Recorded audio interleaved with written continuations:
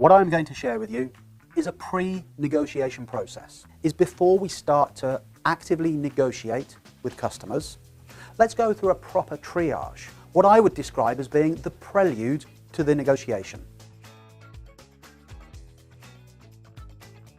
So let me set the scene for you. Imagine that a client who's just given you a new vacancy asks you the question, are your fees negotiable? You're now in a position of choice, and there are a number of choices that are available to you. We could say yes, we could say no, or we could say maybe. The weakest of those three, and I'm sure you've picked it up already, is if we say maybe, or it depends, because we're already entering that process of a negotiation because we're showing them that it's possible. Deciding between saying yes and saying no quite often requires an ecology check, and an ecology check that revolves around many different commercial factors that are taking place.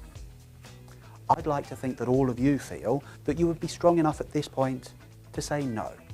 Our fees are not negotiable.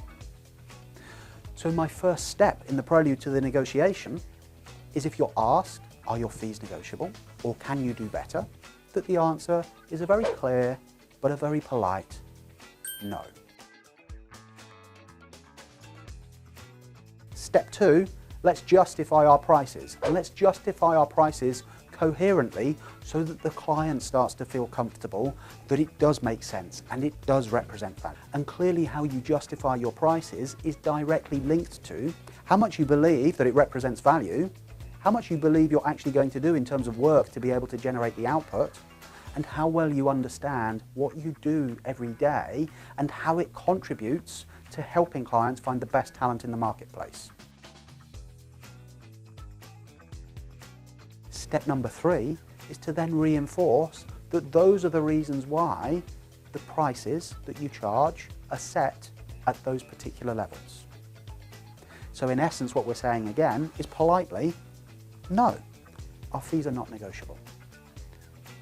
It may well be that you have clients who still wish to continue this conversation to establish what room there is to negotiate, and they're quite within their rights to do that. You are the vendor of services and they are the buyer, and part of their brief, I'm sure, is to get the best value possible. If we were to go through with them again, all of the reasons why we feel our prices represent good value, what we may actually find is we're just repeating in a loop. Not again! And we don't come across as being someone who genuinely listens to our clients. So let's just take the conversation and turn it on its head for a moment. And rather than going through justifying our prices again, let's ask the client why they feel you should be moving on price. And that could be with a simple question. Rather than me explaining to you why I feel 25% represents good value, talk me through in your own words why you feel it should be less.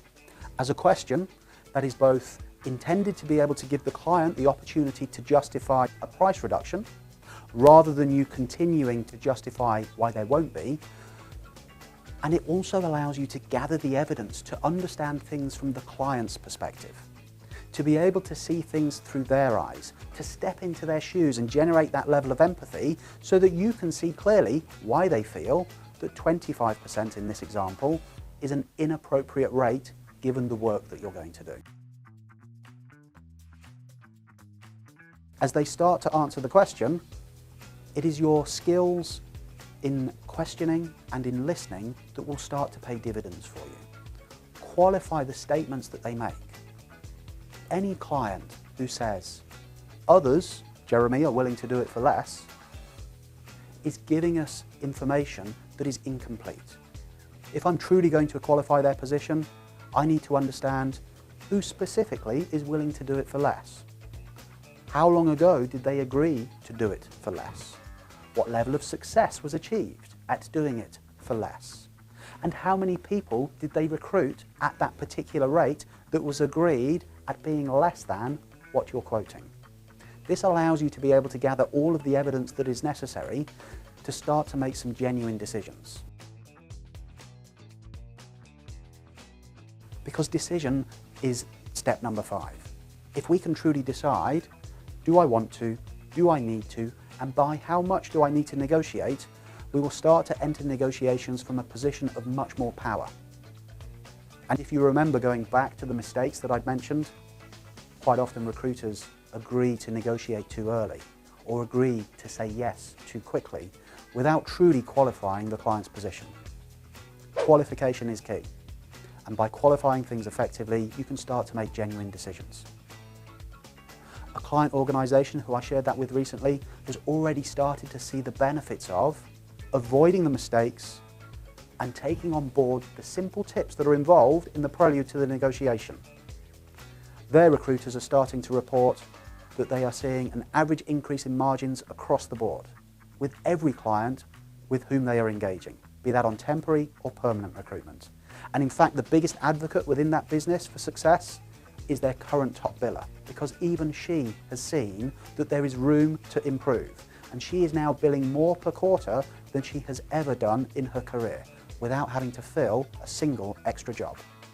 How important would it be for you to be in that type of a position where you could start to make more money personally and for your business without having to get another job, find another client and make more placements? You can speak with one of our training experts now by clicking the WhatsApp link below. Alternatively, use the other link to arrange a meeting with one of our team, who will show you the power of a customized learning management system containing over 700 recruitment videos.